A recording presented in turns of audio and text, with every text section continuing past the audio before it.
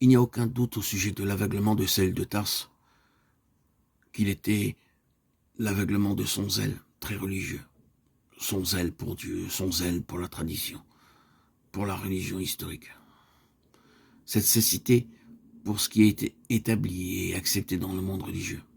C'était un zèle aveugle, au sujet duquel il devait ensuite dire, pour moi, j'avais cru devoir agir vigoureusement contre le nom de Jésus de Nazareth, acte 26, 9.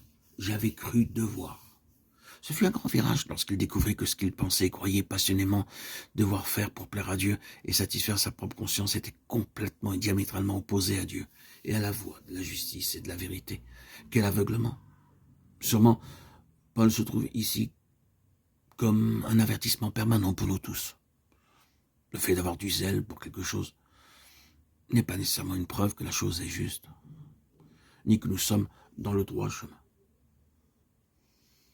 Notre propre zèle peut être en soi une chose qui nous aveugle, et notre dévouement à la tradition, notre cécité. Je pense que les yeux ont une très grande place dans la vie de Paul. Quand ses yeux furent ouverts spirituellement, ils furent aveuglés naturellement. Vous pouvez utiliser cela comme une métaphore. L'usage religieusement excessif des yeux naturels peut justement être l'indication de l'état de notre cécité.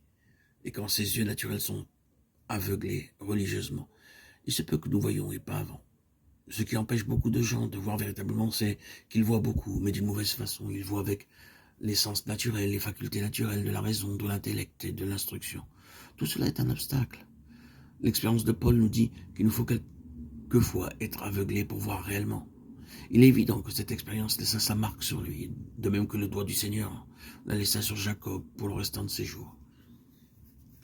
Pour aller en Galatie, Paul écrivit aux Galates, je vous atteste que si cela avait été possible, vous seriez arraché les yeux pour me les donner.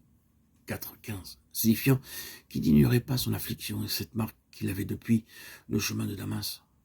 Aussi, il éprouvait le désir, si cela avait été possible, de s'arracher leurs propres yeux pour lui. Mais il est remarquable que la commission qu'il reçut lorsqu'il fut aveuglé physiquement sur la route de Damas concernant les yeux, Paul aveugle fut conduit par la main jusqu'à Damas.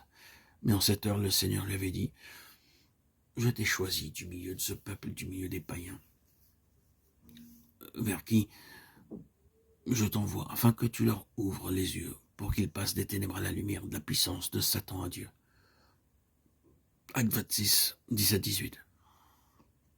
Tous ces passages ont un message pour nous. Ils couvrent le terrain de la vue spirituelle.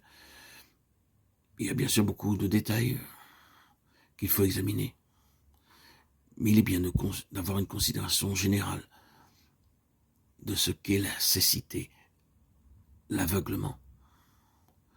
Lorsque nous aurons couvert tout le terrain d'une manière générale, nous reviendrons pour observer un trait particulier dans chaque cas.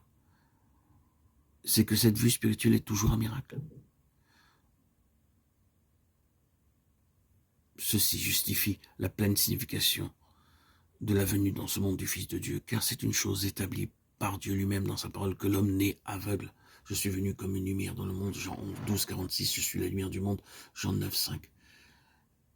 Cette déclaration, comme vous le savez, se trouve dans cette section de l'évangile de Jean. Le Seigneur Jésus s'occupe de la cécité. Pendant que je suis dans le monde, je suis la lumière du monde. Et il illustre cela en guérissant l'homme aveugle de naissance.